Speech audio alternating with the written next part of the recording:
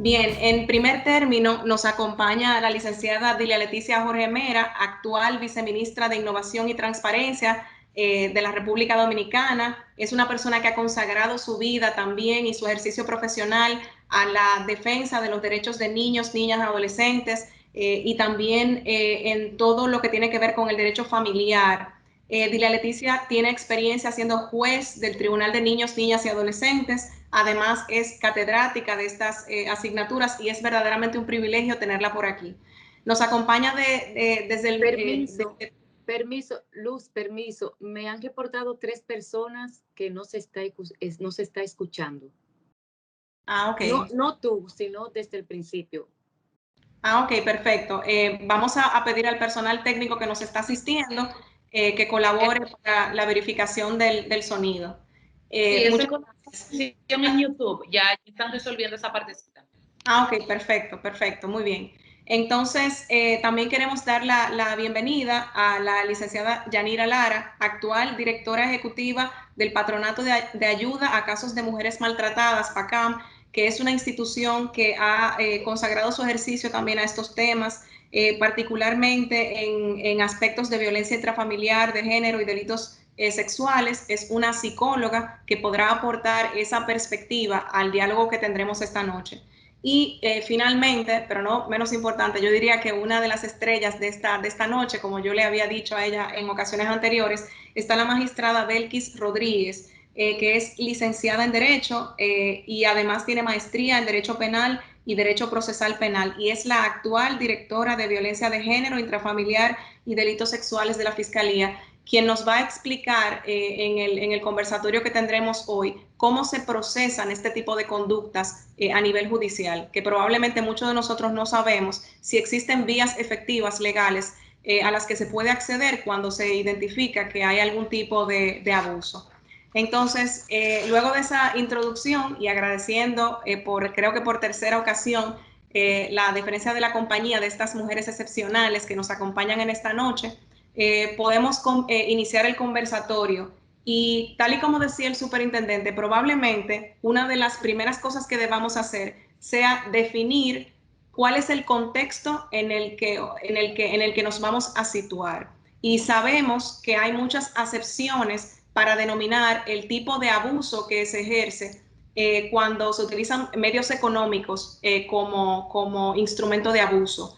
Y entonces, para poder comprender un poco más a profundidad este tema, quería preguntarte, Dilia Leticia, desde una perspectiva amplia, ¿cómo tú podrías definir lo que es el abuso económico, abuso patrimonial y el abuso financiero? Si podrías englobarlo o quizás definirlo de manera individualizada, ¿cómo lo ves? Hola, buenas tardes a todos y todas. Muchas gracias. De verdad que estoy sumamente contenta de de que la Superintendencia de Banco haya organizado este conversatorio para llevar luz, bueno, como tu nombre, luz, a toda la ciudadanía. Pues fíjate, la verdad es que el término que se utiliza para llamar o para indicar cuando hay acciones o incluso omisiones que tiendan a disminuir, que tiendan a impedir que las mujeres accedan, tengan ingresos por sí mismas, que puedan, que tengan su propio patrimonio protegido, se le puede llamar de diferentes maneras. Está el término de abuso financiero y está también el que más común he visto que se ha utilizado en otras legislaciones, que es la violencia económica y la violencia patrimonial, que son similares, pero tienen ligeras diferencias. La violencia económica son esas acciones u omisiones que tienden a impedir a que la mujer tenga ingresos por sí misma, que tengan por intención también eh,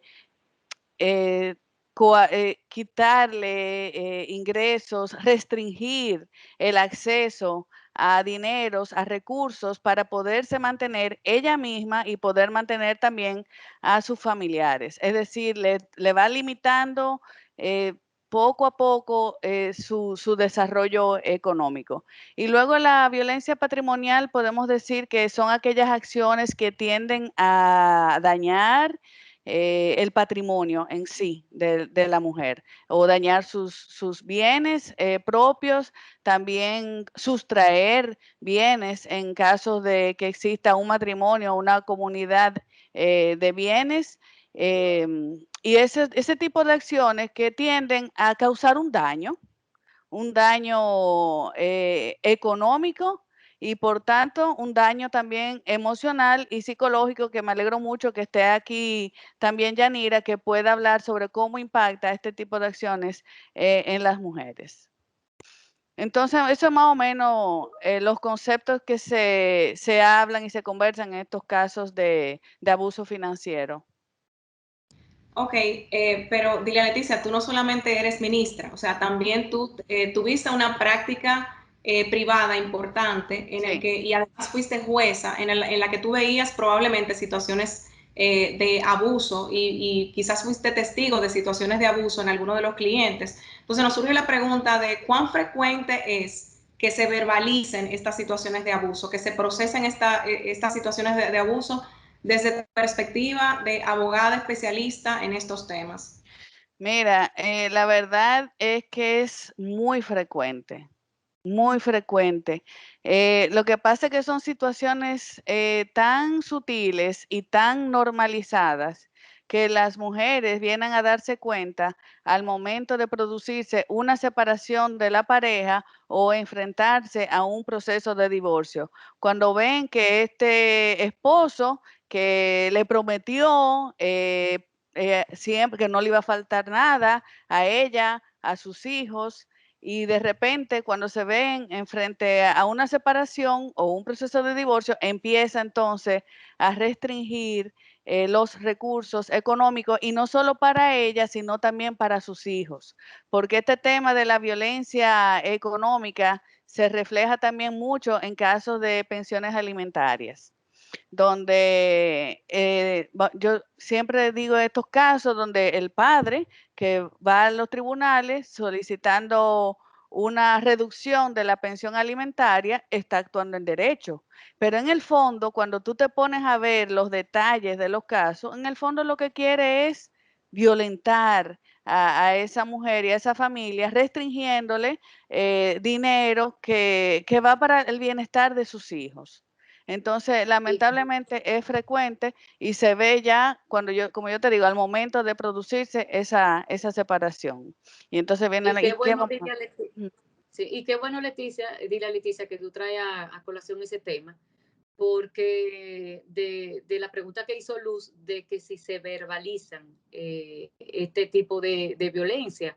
Entonces, en Pacán, como tenemos ese espacio privado que es en una sala de terapia, entonces ahí nos enteramos de cómo ella fue intimidada, tal vez con una arma, una pistola, para que ella firmara documentos en contra de su voluntad, cambiando las propiedades a nombre de una compañía, que si ella osa irse en algún momento, ella sabe que se va a quedar en la calle. Entonces, Así es, en el divorcio también que se viene visibilizando esas cosas, que ella empieza a conectar sí, algunas cosas que le pasaron, o que ella dice, yo no recuerdo nunca haber firmado, porque él llega de sorpresa a la casa, ven, fírmame aquí, fírmame aquí. Entonces ella firma sin saber lo que está firmando, entonces se está quedando prácticamente sin nada. Y otra manera también de que podemos visibilizar este tipo de violencia es que cuando ellos ven ya que es definitivamente que la mujer va a proceder a divorciarse, entonces, y ya él ve que ya el daño que él le producía a ella lo ha superado, entonces comienza una manipulación a través de los hijos, y él comienza a expresarse a través del incumplimiento de la manutención o de la reducción, como dice Dilia Leticia. Así mismo. Tú sabes que también, Yanira, que es importante mencionar aquí, porque yo me he topado con casos de ya mujeres avanzadas en edad, que tienen 30 o 40 años casadas, que desean divorciarse. ¿Y a qué usted se dedica? No, yo me dediqué al hogar. O sea, que a veces el hombre empieza a decir, no, y se da también con parejas jóvenes. No, hombre, dedícate aquí, yo te voy a mantener. No te preocupes, que nunca te va a faltar nada. Eso es un gancho. Eso es un gancho. No Eso que puedo decir que siempre pase, pero es un gancho. eso que ustedes comentan me lleva a otra pregunta. Y es que ustedes entienden que quizás hay mujeres que son víctimas de abuso y no lo saben. Claro Sí, que sí. es la experiencia también que vemos, porque eh, regularmente cuando una mujer ya está siendo víctima de abuso económico o patrimonial, nunca se da una sola violencia. Siempre coexisten los otros tipos de violencia. Por ejemplo, allá en Pacán hicimos un estudio en los meses de marzo, agosto de 2020, durante la pandemia. Y en este estudio que participaron 105 mujeres, que buscaron ayuda psicológica en esos meses, marzo y agosto, el 100% de las mujeres sufría violencia psicológica, 74% física, 65% sexual y un 68% expresó que también era objeto de violencia económica y patrimonial. Entonces, las mujeres también están en esta cultura patriarcal que también, así mismo como el hombre la aprendió, también ella la aprendió. Entonces ella comienza a minimizar esa violencia, hasta con frases cotidianas, de que, bueno, pero este hombre sí es mala. Entonces la cultura también ha definido que el rol de la mujer en la familia es sacrificial, y ella da como bueno y válido todo ese sacrificio que ella está haciendo por los hijos, por la familia, y entonces normaliza este tipo de violencia de una manera como porque la percibe de una manera muy sutil, Mira, ocurre de una manera muy sutil. tú sabes que quiero aprovechar eso de la cultura patriarcal y cómo las leyes han ayudado a alimentar esa cultura patriarcal, señores. Acuérdense que en el matrimonio, cuando una persona se casa y no acuerda un régimen patrimonial X, se está casando en comunidad de bienes. Y no fue sino hasta el 2001 en que el hombre era el administrador de la comunidad. Entonces, hasta el 2001 teníamos el chip de que era el hombre el que controlaba el dinero de la casa. Entonces, en el 2001, cuando vino el cambio de legislación, ya ambos, tanto la mujer como el hombre, son administradores de la comunidad, y para poder disponer de cualquier bien deben tener el consentimiento de ambos para hacerlo. Pero son esas cositas como que uno no se da cuenta y que pero te va trabajando. A veces uno dice, no, la ley no, la ley sirve. Y por eso es que es necesario continuar haciendo modificaciones para ir cambiando ese chip cultural. Eso es 100%, eso es 100% cierto. Eso que ustedes comentan me llama a la reflexión un poquito, y para aquellas mujeres que quizás pudieran estar en una situación de abuso y no lo saben, podría haber patrones o conductas que podrían dar alertas de que existe abuso. Perdón, ¿puedes repetir la pregunta? Sí, yo decía, conectando un poco con lo que decíamos, que había mujeres que probablemente se encontraban en situaciones de abuso, pero que no estaban conscientes de que se encontraban en tales situaciones. Sí podría haber como algunas alertas que podrían dar la idea de que ellas deberían examinar su situación y que potencialmente podrían encontrarse en una situación de abuso. Sí, sí, sí. Continuando un poquito con el estudio que se realizó en Pacán, aquí ahora solamente voy a mencionar los resultados que tienen los porcentajes más elevados y que pudieran servir a las mujeres que están en este webinar, de que si todavía no han identificado, oyendo estos resultados de este estudio, ellas puedan identificar. y un 52% manifestó que su pareja le esconde cuánto gana. O sea, la mujer no sabe cuánto gana.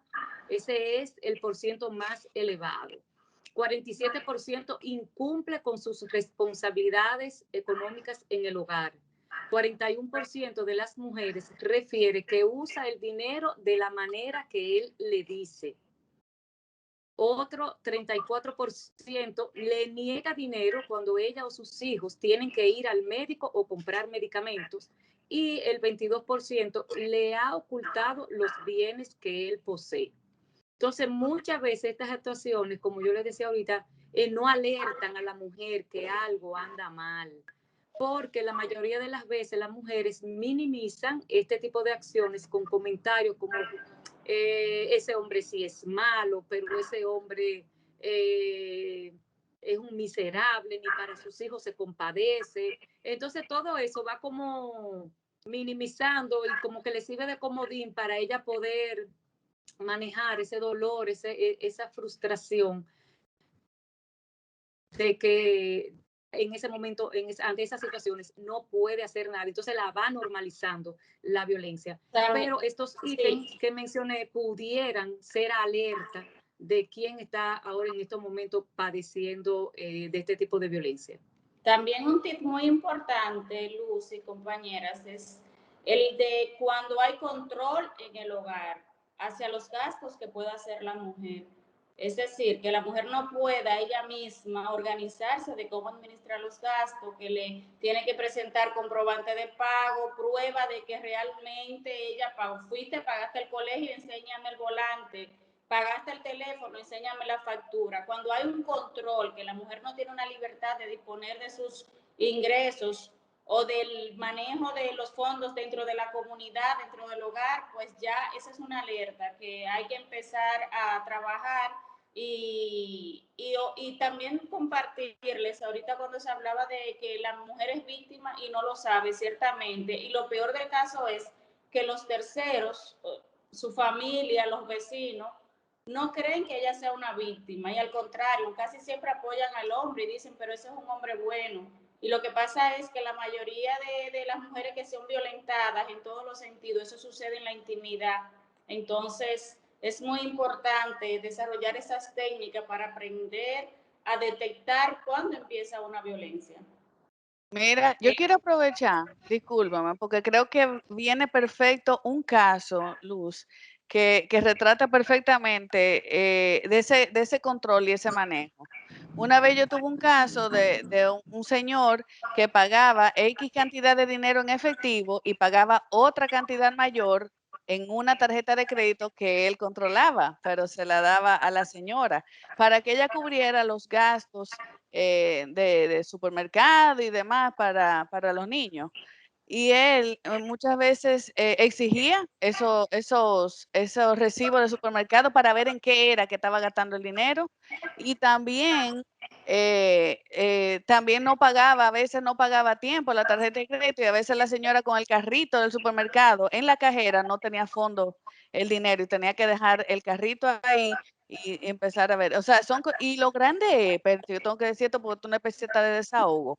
Yo pedí una modificación de modalidad de pago para que ese dinero que le estaba dando a través de una tarjeta de crédito se lo diera en efectivo a la señora. Pues y lo que más me dolió fue que fue una jueza que determinó que no, que entendía que con esa tarjeta el señor estaba cubriendo las necesidades de sus hijos y que a pesar de que un cambio de modalidad pudiera facilitarle la vida a la madre, no así, eso no le iba a impactar en nada a los hijos. Yo me quedé grave. Porque, señores, si le está afectando a la madre, le está afectando a los hijos. Claro, a toda la familia.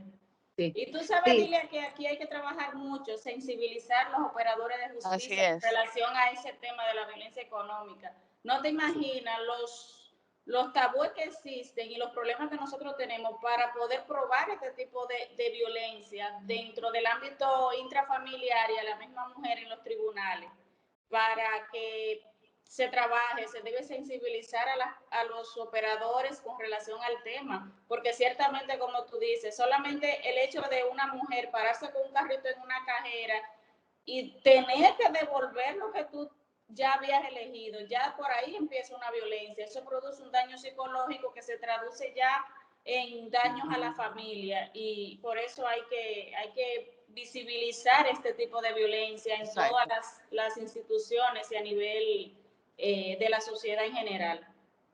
Luz, me siguen preguntando que avise cuando arreglen lo del sonido, lo del audio. Ok, el personal técnico está en eso, o sea que esperamos que esa solución se normalice. Bien, bien. Aprovecho que estamos hablando de ese tema para preguntarle a las tres si este tipo de abusos, o sea que ya más o menos lo hemos caracterizado y que creo que la definición ha sido interiorizada por quienes nos escuchan, si este tipo de abuso suele escalar, o sea, si las conductas se suelen combinar con otras en su experiencia. Sí, ciertamente. Y te voy a decir la más grave que sucede dentro de muchos hogares dominicanos, y es la extorsión que viene luego de que una pareja tiene problemas, decide separarse. ¿Qué tú crees, Luz? El hombre utiliza una forma de presión hacia la mujer para poderle cubrir los gastos económicos a tener intimidad con ella. Esa es la extorsión, una de las extorsiones más graves, pero no solamente eso, también se predisponen los niños en contra de la madre, con que tu madre no te está dando el cuidado que tú mereces. Cuestión de ir ganando quizás puntos, como uno le dice, con los hijos. Entonces ahí empieza el problema familiar, aparte del daño psicológico que ya se está causando. Y una mujer que no tiene control sobre sus finanzas, o sea, que es colocada en una situación en la que depende económicamente de su marido para todos los fines necesarios. Yo me imagino que eso debe generar algún tipo de trauma también. Entonces, Sí. no sé si Yanira podría comentar algo de eso. Sí. Las estrategias que utiliza el agresor para someter a la mujer a la violencia financiera tiene la intención de impedir su autonomía, que ella dependa cada vez más de él, y también hacerla sentir de que ella no merece nada.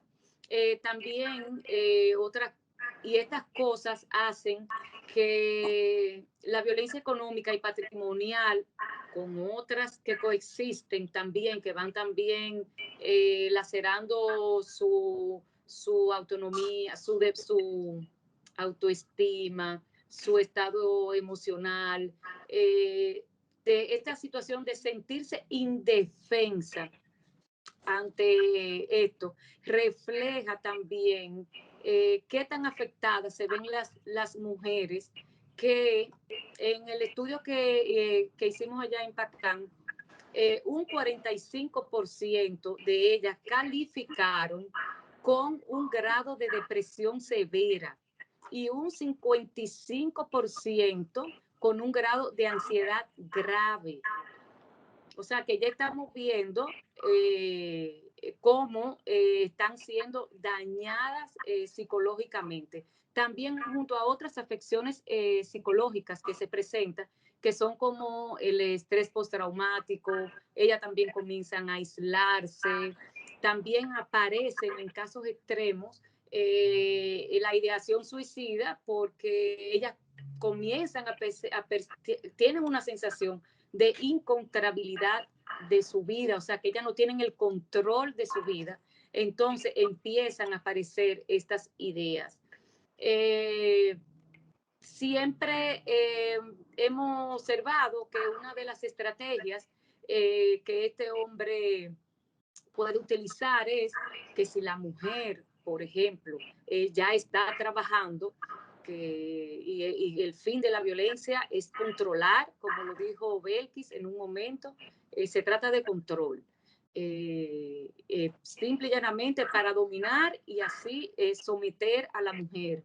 Entonces, si esta mujer está trabajando, muy sutilmente, él comienza a decirle, mira, pero es que esa cantidad de dinero que tú estás ganando no da ni para cubrir los gastos mínimos de la casa. ¿Por qué tú no vienes a la casa, cuida a los niños, está pendiente a los temas de la casa, que yo te voy a pagar? Es más, yo te voy a pagar más de lo que tú ganas.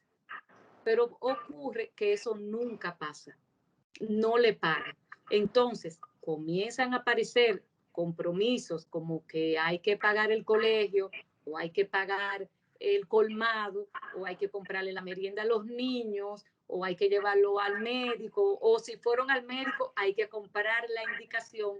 Entonces empieza la mujer en un proceso de endeudamiento a través de tarjetas de crédito o coge otro préstamo que ya tiene o sea, se le va deteriorando también su perfil de crédito porque ella no tiene capacidad de pago. Esas promesas que él le hizo de que él iba a cubrir todo eso, no lo cumple. Entonces, se va generando todo ese estrés y toda esa ansiedad que definitivamente afecta a toda la familia, porque estos niños comienza el sistema familiar a generar un ambiente de tensión que ellos no comprenden porque ellos no tienen una madurez emocional para entender todo ese estrés, todo esos gritos, toda esa violencia que está ocurriendo en la casa debido a esta violencia que llamamos económica o patrimonial. Así es. Tú sabes, digo, escúchame, Luz, porque quiero seguir el hilo de lo que Yanira está diciendo y probablemente la magistrada también podrá aportar. Lo grande es que esa es la realidad, ¿verdad? Que viven las mujeres. Y lo grave de todo, vamos a decir, es que lamentablemente el sistema legal y de justicia dominicano no tiene quizás las mayores herramientas para poder asistir a estas mujeres que están pasando por esta situación. Entonces, y aparte, si entran a un proceso legal, judicial, en este país nada es rápido, y menos en la justicia. Entonces, es un proceso que por eso yo digo, las mujeres que están pasando por estas situaciones busquen ayuda psicológica, porque es que esto tiene que ser un abordaje integral, tienen que buscar una ayuda psicológica que las acompañe en ese proceso y una asistencia legal para ver que dentro de la característica que tenga su caso, si es que está casada en comunidad de bienes, si es que está en una unión de hechos, ver lo mejor que se puede hacer. Pero nunca se me va a olvidar, señores, en la película La Guerra de los Rose, una película de hace muchos años, con Michael Douglas y Catherine Turner, que una pareja que se terminó, bueno, matando por los bienes que tenían en común, que Danny DeVito, que era el abogado, era uno de los abogados, le dijo al señor, fulano, en un divorcio nadie sale ganando. Lo más que tú puedes hacer es calcular hasta qué punto que tú estás dispuesto a perder, porque es que nadie gana. Y más en estos casos donde hay envuelto patrimonio de la pareja, o sea, todo el mundo va a perder. Todo el mundo va a perder. Y a veces, lamentablemente, que es lo que yo he visto, en mujeres que tienen este problema tan grande encima, tú a veces piensas que es mejor salir con un bollo o meterte en un proceso legal que va a durar, qué sé yo, cuántos años y quizás salir peor después, tú sabes. La decisión nunca es fácil. Y por eso el acompañamiento terapéutico es importante, pero no es fácil. Ya luego sí, que yo creo que la magistrada en algún momento podrá decirlo, con el tema de la destrucción de bienes, ahí ya es más fácil poder recuperar y recibir una reparación. Pero ya con esos temas de distracción de bienes, los procesos civiles en esos casos son eternos y muy duro, muy duro. Sí. Yo no quiero llevar desánimo a la gente, pero esa es la realidad. Ahora, yo lo que quiero hablar, antes de que nos vayamos de aquí, Luz, de prevención y cómo vamos a prevenir todos estos líos. Sí, me parece fenomenal. Pero para tomar la conversación donde tú la dejaste, yo creo que es el momento para hablar de qué pueden hacer las personas que sientan que se encuentran en una situación de abuso. Las mujeres que sienten que están en una situación de abuso, ¿cuáles son las vías que tienen para acceder? O sea, ¿qué pueden hacer las mujeres que se sientan abusadas? Desde el punto de vista psicológico, ¿qué tipo de acompañamiento ellos pueden tener? Y después le voy a pedir a la magistrada Belkis que nos explique el sistema judicial y qué tipo de, o sea, cómo son las vías legales a las que se puede acceder para procesar este tipo de delitos. Sí, como dije anteriormente, o sea, ya vimos cómo está presente la ansiedad, la depresión, el estrés postraumático, comienzan a aislarse y comienzan a aparecer las ideas suicidas también por esa sensación de incontrabilidad de su propia vida. Y ante este escenario, bueno, pues lo más recomendable es que la mujer se incorpore a un programa de psicoterapia para su recuperación emocional y para que ella logre preservar su integridad psicológica y en algunos casos hasta la física, porque como ya vimos que coexisten otro tipo de violencia, también tenemos que contemplar que ella también debe de preservar no solamente su integridad psicológica, sino también la física, y que pueda ella entonces lograr su autonomía y la confianza en ella misma. Y esto se logra en un proceso terapéutico. No es como una receta que va a ir en 1 o 2 encuentros, sino que lleva más o menos más de 12 a 22 encuentros, e incluso hay mujeres que duran más. Entonces, esa es la recomendación que pudiéramos hacer, porque sí sabemos que hay mujeres que han salido solas de relaciones de violencia, pero estas mujeres, cuando comenzamos a observar, vemos que tienen muy buena red de apoyo social y familiar, porque una de los factores que más vulneran a la mujer es cuando ella se aísla, no solamente de sus amistades, sino también de sus familiares y de esa parte de que ella no se siente productiva. Entonces, el hombre aprovecha esa vulnerabilidad y la somete más, porque sabe que ella está atrapada, porque la verdad que sabemos que el dinero, como yo lo dije al principio, se maneja mucho poder, porque ¿qué tú no haces si no es con el dinero? Entonces es bueno que a veces yo quisiera decirle en este tipo de encuentros que empiece a poner límites, pero ¿cómo pone límites? Donde ella no tiene poder, donde, o sea, responsabilizar a la mujer que pare esa violencia, como revictimizarla. Más bien ella debe empezar a activar esa red de que si tiene que ir a levantar información a una unidad de violencia, a ver qué ella puede hacer. Ahora hay mucho en las redes sociales, ahora hay muchas personas dando asesoría financiera. Yo creo que el mismo señor Alejandro Fernández dejó un legado ahí en una página web que pueden hacer consultas y ahí irse organizando, porque como dijo Dilia Leticia ahorita, no es de un día para otro, o sea, es un proceso muy, muy tedioso, pero hay que empezar. Y sí se puede, sí se puede. Bien, Todo pasa. así es. Bien, magistrada. Entonces, explíquenos un poco cómo funciona la justicia penal cuando se logran identificar este tipo de casos. ¿Cómo pueden procesarse? ¿Existe la forma de procesar estos casos o las víctimas de abuso están completamente indefensas y no pueden acceder a la justicia? Indefensa jamás. Aquí estamos, guerreras para ayudarlas a salir de esas situaciones. Pues miren, la violencia de género, la intrafamiliar, los delitos sexuales que se ejercen hacia mujeres, hacia niños, son hechos de orden público. Todo el mundo, cualquier persona que tenga conocimiento de un hecho puede denunciarlo.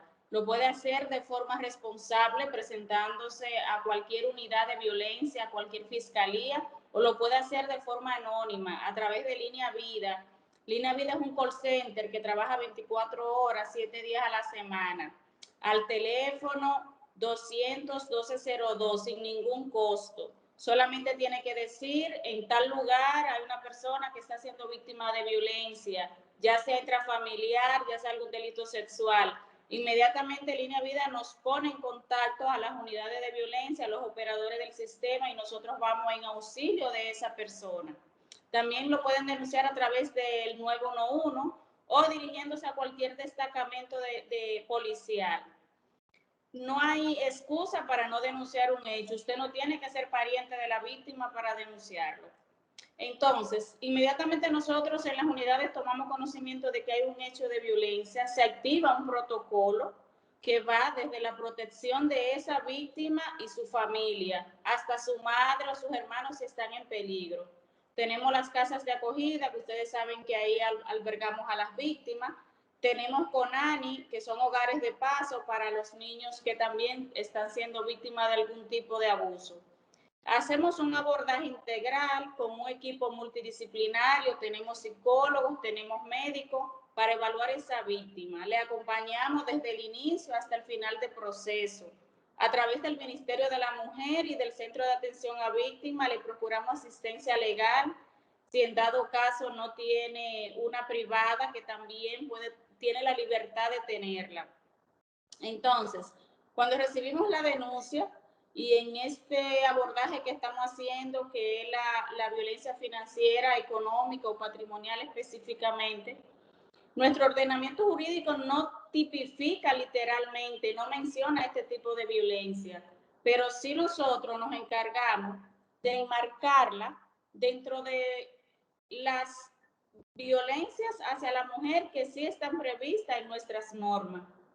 Porque cuando hay coacción, cuando hay amenaza, cuando se priva a una persona de su libertad, cuando a una persona se le impide tener la libertad a veces hasta de visitar a su mamá, de comprarle un regalo a su mamá. O sea, son cosas que quizás se cree que no sucede, pero sí sucede. Entonces, nosotros nos encargamos de enmarcarlo dentro de las normas que están establecidas. Llevamos el proceso al tribunal. Es bueno decirles que la mujer que es víctima de violencia psicológica, el hombre puede ser condenado de 1 a 5 años de prisión, más el resarcimiento económico de los daños causados, si hay destrucción de bienes, como decía Dilia, si hay alguna distracción de ese bien, porque en este tipo de violencia se da mucho el caso de que el hombre, como tiene control de los bienes, puede disponer de ellos en desconocimiento de esa mujer. Entonces, si eso se puede probar en justicia, la mujer puede reclamar el resarcimiento de ese daño. Pero también decirles... Magistrada, escúchame, para aprovechar con ese tema de la distracción de bienes, que el Código Civil, esto es en caso de matrimonios en comunidad de bienes, en caso de que haya una distracción, el cónyuge que haga esa distracción pierde el derecho a ese bien. Claro, claro que sí, así es. Y hemos tenido, por ejemplo, hemos tenido casos, no me voy a referir mucho porque hay algunos que se están conociendo ahora y por ética no es conveniente, pero, por ejemplo, cuando hay parejas que tienen empresas en común, el hombre casi siempre tiene una función gerencial, tiene voz de mando en la compañía, es quien decide, es quien firma cheque, es quien aprueba esto. La mujer le dan el puesto de una simple empleada, como cualquier otra. ¿Qué pasa? Que cuando vienen los problemas en la pareja, ese hombre tiene la libertad de disponer de ese bien. Tuvimos un caso que muy lamentable, donde una señora invirtió todos sus ahorros que trajo del extranjero después de muchos años de trabajo. Empezaron una compañía con su pareja, porque ustedes creen, cuando vino el problema y está el divorcio, la señora descubre que esa persona había puesto muchísimos bienes a nombre de otros hijos que ya tenía y a nombre de unos hermanos. Esa señora, después de haber invertido todos sus ahorros, hoy está a expensas de lo que él le pueda dar. Y sucede en muchos hogares. Entonces, cuando esa violencia es ejercida en presencia de niños o que la persona portare arma de fuego, arma blanca, o que haya violentado una orden de protección que ya se le haya dado, es un agravante y puede ser condenado hasta 10 años de prisión. No hay excusa para no denunciar la violencia. Recuerden, una denuncia hecha a tiempo salva vidas. Así que salvemos la vida de nuestras mujeres, de nuestra madre, de nuestras hermanas, de nuestra vecina, porque no solamente se salva la vida de una mujer, es también la de la familia completa. quise abarcar más o menos el proceso desde el inicio hasta procurar una sanción. No sé si tengan, pues yo sé que por razón de tiempo, pues tenemos que limitarnos un poquito. Mira, porque hablar de este tema nunca se termina, de eso verdad sí es que verdad. Oye, en términos civiles, quiero decir que habría que iniciar un proceso de divorcio para que se puedan tomar medidas provisionales, como para hacer un inventario de los bienes muebles que tenga la comunidad, hacer oposiciones. Bueno, la superintendencia debe saber de eso, las oposiciones en los bancos, en las cuentas de banco. También de traspaso de inmuebles, que en principio no deberían poderse hacer, pero todo es posible en este país y es bueno siempre hacerlas, las oposiciones a los traspasos de inmuebles. Y en caso de que una pareja esté separada y no esté recibiendo, la persona que tiene, la mujer que tiene la guarda no esté recibiendo pensión, puede demandar en el juzgado de paz la pensión alimentaria para sus hijos. Y también existen pensiones para las mujeres en proceso de divorcio. Yo completaría todas esas ideas diciendo que estos son derechos que tienen las mujeres y que hay que asumirlos como tales. O sea, son derechos que la ley les reconoce.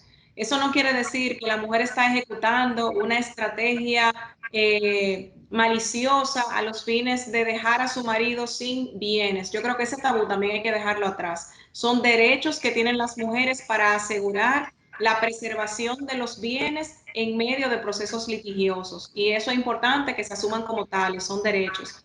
Completando un poquito lo que decía Dila Leticia y aprovechando tu experiencia pasada como jueza, ¿qué tipo de medidas también se pueden solicitar a los tribunales que tengan que ver, por ejemplo, con los hijos de esta mujer que está siendo víctima de abuso, que pueda solicitar al juez?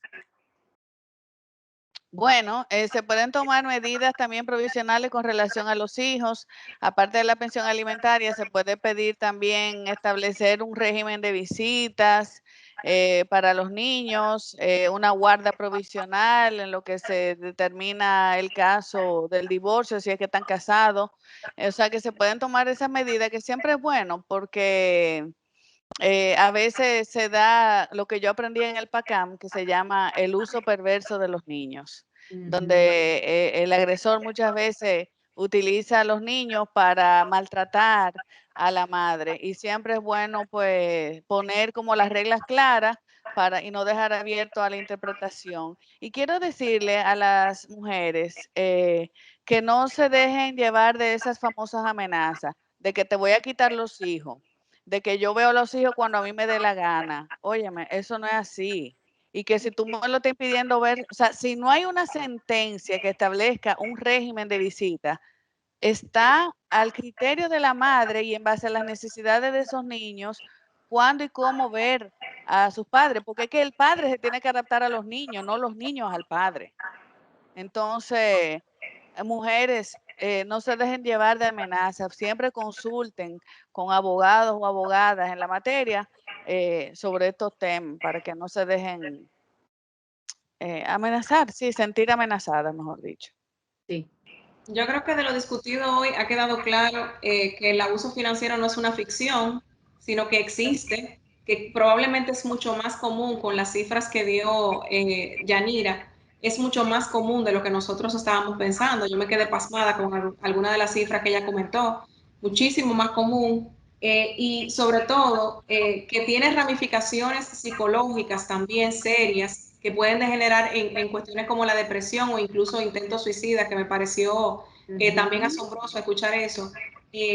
Me encantó ver la dedicación del Ministerio Público con lo que apasionadamente nos comenta, las vías legales que existen para enfrentarlo. Y definitivamente yo pienso que da calma y da paz saber que dentro de un sistema judicial probablemente imperfecto, sin el probablemente, imperfecto, pero sí existen los mecanismos, tanto psicológicos como herramientas legales, para poder tener algún tipo de alivio o socorrer a personas que se encuentran en situación de abuso.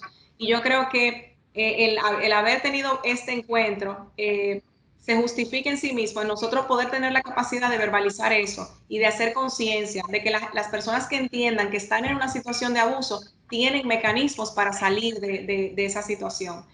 Entonces, conectando con aquella idea de que tenemos un sistema jurídico imperfecto, sobre todo para las abogadas de este webinar, de este conversatorio, me gustaría escuchar cuáles cosas ustedes entienden que nosotros podríamos modificar en nuestro actual régimen jurídico. ¿Qué nos falta a nosotros, República Dominicana, en materia de protección de este tipo de víctimas que sufren de abuso financiero?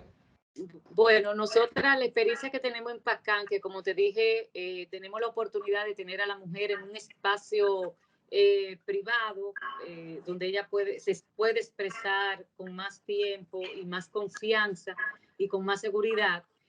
A los jueces y a las juezas, al sistema judicial en general, tienen que ver el tema de la celeridad en los casos, porque estamos hablando de alimentación, o sea, de necesidades básicas que hay que cubrir de niños, que ya sabemos, como bien Dilia Leticia lo dijo, que ella aprendió aquí en Pacán, de cómo los padres desplazan esa violencia, porque ellos saben que a las mujeres nos duele el útero.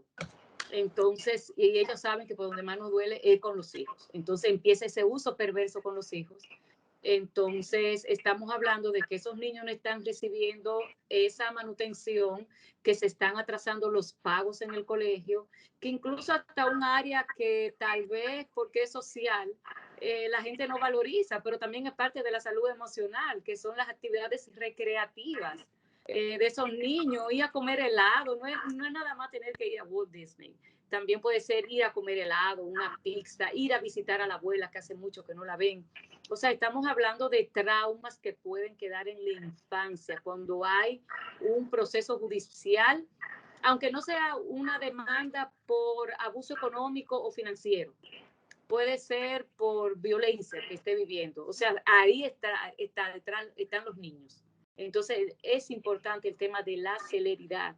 Y aunque sabemos, por ejemplo, Pacán, que va a cumplir ahora el 19 de mayo 18 años, vamos a tener ya la mayoría de edad ahora en mayo, y yo creo que desde el inicio estamos trabajando con el Poder Judicial, con la policía, con el Ministerio Público, capacitando y formando a ese personal que interviene.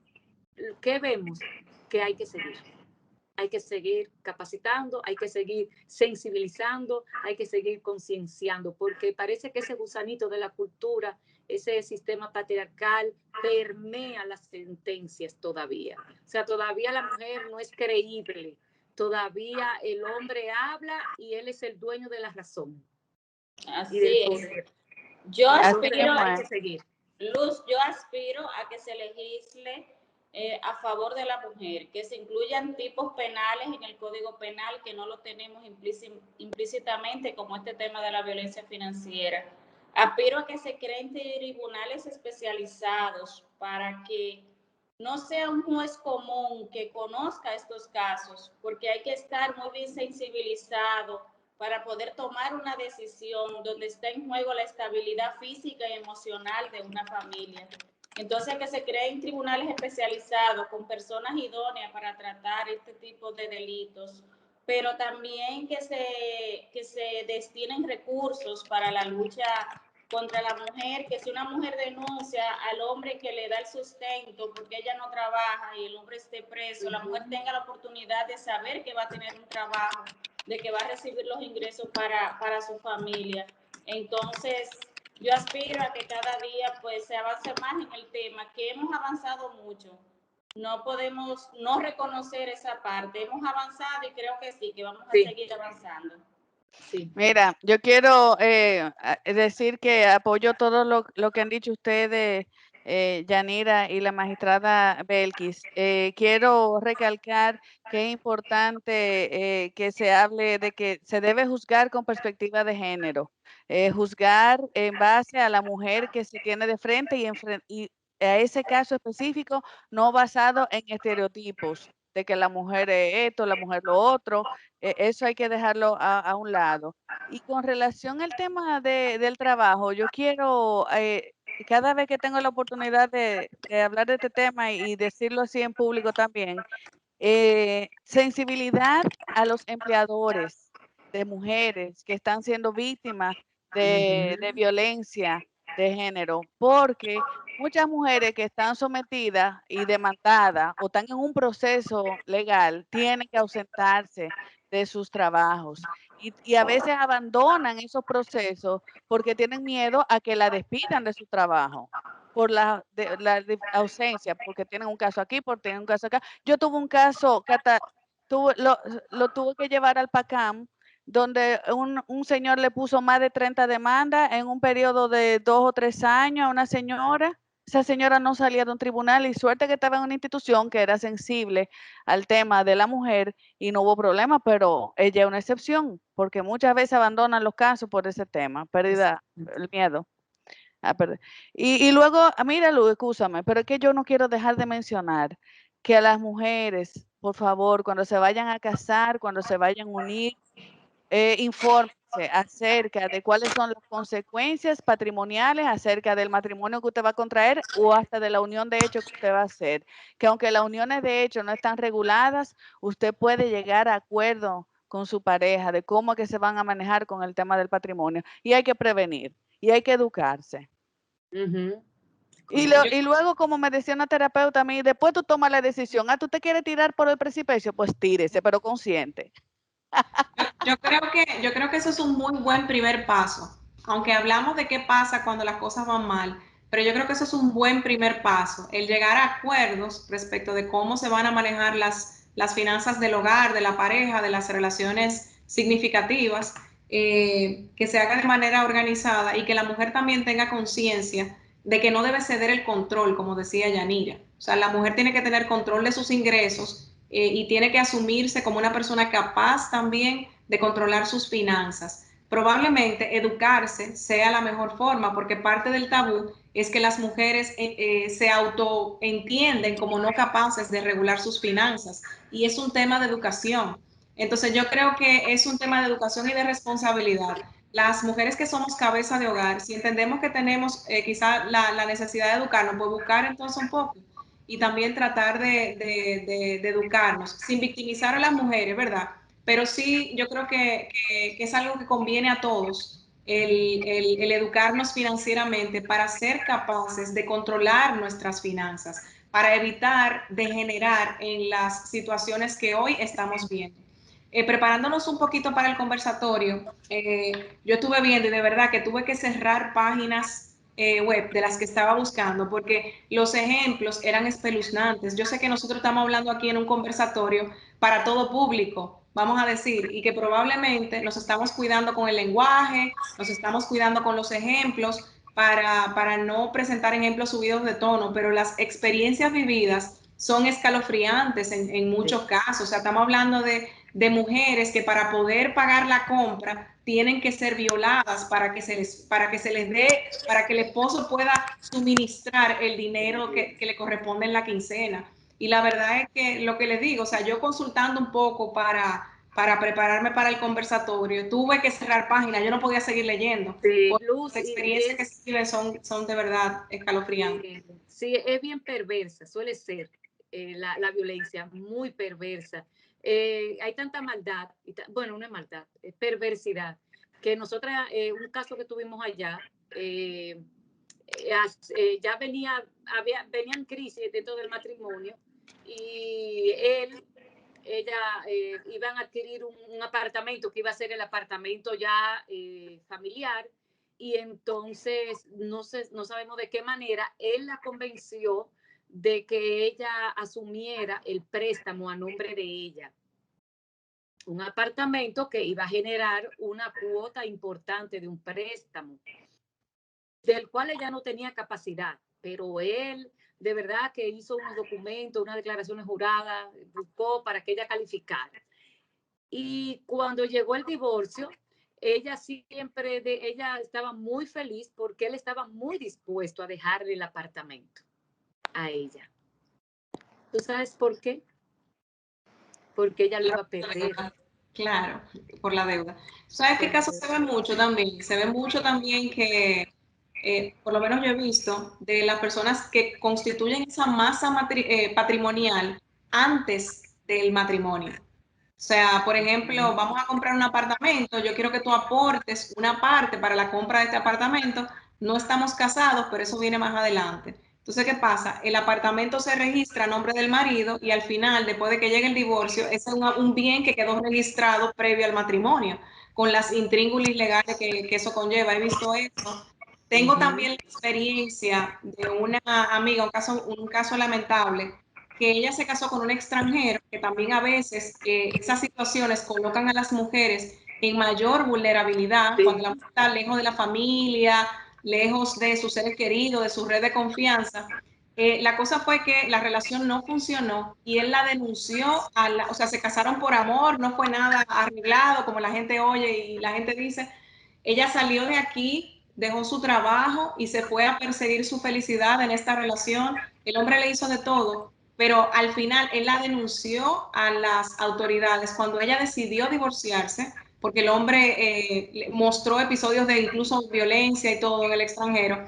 Ella decidió separarse de esta persona y él la denunció ante las autoridades de migración y ella duró muchísimos años sin poder pisar suelo norteamericano por esa causa. También conozco de un caso igual parecido al que tú comentabas, y es que en medio de la separación el marido aprovechó y la dejó con muchísimas deudas también. Entonces, la verdad... Ellas heredan como nosotros le contamos en ese proceso de psicoeducación, ellas heredan los activos y los pasivos también, pero ya ellos tienen arreglado el mundo de que el monto más alto va a ser el de los pasivos, que son las deudas. Y volviendo al tema de la educación, yo creo que, por ejemplo, yo no tengo niñas, pero quizás esta generación, que es una generación que está un poco más alerta, vamos a decir, que exige más y que ahora le va a tocar criar niñas, entonces probablemente no descuidar también el tema de la educación financiera, que es una herramienta que ha probado la historia que obra en beneficio de las mujeres. Es correcto, es correcto. Otro tip, Luz, también que ocurre muy frecuentemente, y es que el hombre también le pide a las mujeres que pongan los servicios a nombre de ella. O sea, el pago de la luz, el pago del teléfono, el mantenimiento. Entonces, cuando empieza ese proceso de divorcio, ella está muy endeudada y todo está a nombre de ella. Entonces, eso también le complica la vida, incluso hasta para ella poder reiniciar su vida. No puede porque ya ha cogido tanto préstamo, tiene la tarjeta de crédito sobregirada, que está mal con un perfil de crédito que no pudiera ella empezar en 8 años mínimo, hasta que ella no limpie todo ese expediente negativo que tiene con respecto a sus finanzas.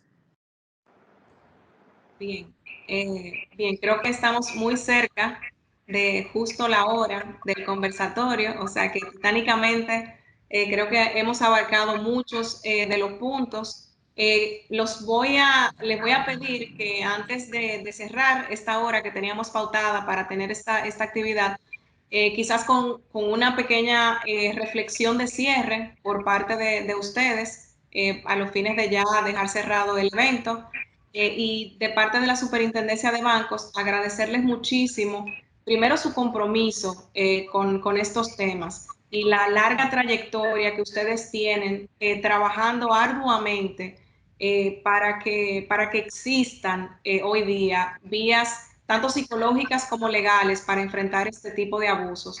La felicitamos desde aquí de la Superintendencia, reconocemos esa trayectoria y ese trabajo y les agradecemos que nos hayan permitido servir de canal para comunicar estas informaciones que sabemos que llegan a un público que probablemente los necesita. Entonces la dejo con esa frase de reflexión final para cerrar. Bueno, yo de nuevo agradecer por este conversatorio, la verdad que ha sido muy enriquecedor, siempre aprendo de ustedes y gracias a Yanira y a la magistrada Belkis, de verdad. Mira, yo creo que lo importante es tener conciencia, a las mujeres, tener conciencia de que estas son situaciones que pueden pasar, que no somos culpables tampoco por estas situaciones que nos metemos de manera inconsciente. Y lo que hay que hacer es buscar ese apoyo terapéutico y buscar orientación legal para trabajar. Yo creo, Yanira, que esto hasta un duelo que tú vas a hacer. Porque tú estás perdiendo lo que tú pensabas que nunca te iba a pasar y es un duelo. Aparte del divorcio que te va a separar, es un duelo y duele económicamente, como ese caso de, creo, Yanira, que fue tú dijiste que perdió, invirtió todo su dinero y la señora y ahora está, o la magistrada de Belki, perdóneme, ¿qué pasó? Y enfrentar la situación. Pero lo que yo quiero que se lleven es, primero, un tema de esperanza, que se puede salir de esto.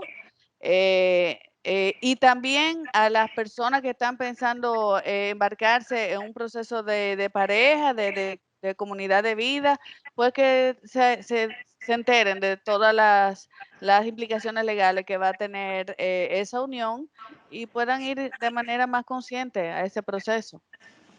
Sí, sí, yo diría agradecer igual por tomarnos en cuenta como institución al PACAM y decirles a las mujeres que empiecen a creer en ellas mismas, que es importante porque otra de las estrategias del hombre es desintegrarla, lograr que ellas dejen de creer en ellas mismas, que no sirven para nada. Mira que tú eres una fracasada y que nada de eso ha sucedido al azar, sino que ha sido estratégicamente planificado.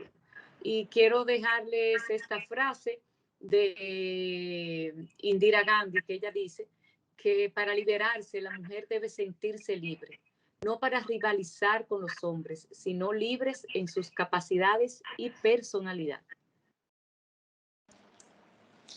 Pues de mi parte, agradecerle a la superintendencia la dedicación de este tiempo. De verdad que las instituciones deberían implementar este tipo de actividades para poner en conocimiento a las mujeres que la violencia financiera y así como todo tipo de violencia en contra de la mujer puede ser denunciada desde la Procuraduría, la Fiscalía del Distrito Nacional y la Unidad de Violencia. Estamos prestos a darle todo el apoyo, la colaboración que se necesita para combatir este delito. Nosotros tenemos un rol que procura una sanción a un delito, pero también tenemos un rol de prevención. Entonces, hay delitos que al ser denunciados se previenen muchas situaciones futuras. Entonces, yo les animo, le digo que se empoderen de valor, porque tomar una decisión de ir a exponer tus intimidades no es fácil, no es fácil, y yo admiro a la mujer que lo hace, y de verdad que hay que tener mucho coraje para tú ya contar una historia tan personal como lo que tú vives en tu casa, en tu intimidad. Pero ahí estamos, esperándola para sacarla de ese laberinto y encaminarlas a vivir su propia vida y sus propias historias. Así que estamos y seguimos a la orden. Bien, muchas gracias a todos. Gracias a las personas que han dado seguimiento a esta actividad, que se han quedado con nosotros, al personal de la Superintendencia de Bancos. Esto ha sido una actividad que originalmente fue pensada por el Superintendente de Bancos para las mujeres de la Superintendencia, porque entendíamos que teníamos que hacer algo relevante para ese personal femenino que pudiera estar en una situación de vulnerabilidad, para que asumiera conciencia de que existían vías legales y también psicológicas para atender una eventual situación de abuso. Y nada, quiero desearles buenas noches a todos. Veo una mano levantada, pero no leo la pregunta. No sé si tenemos tiempo para algunas preguntas.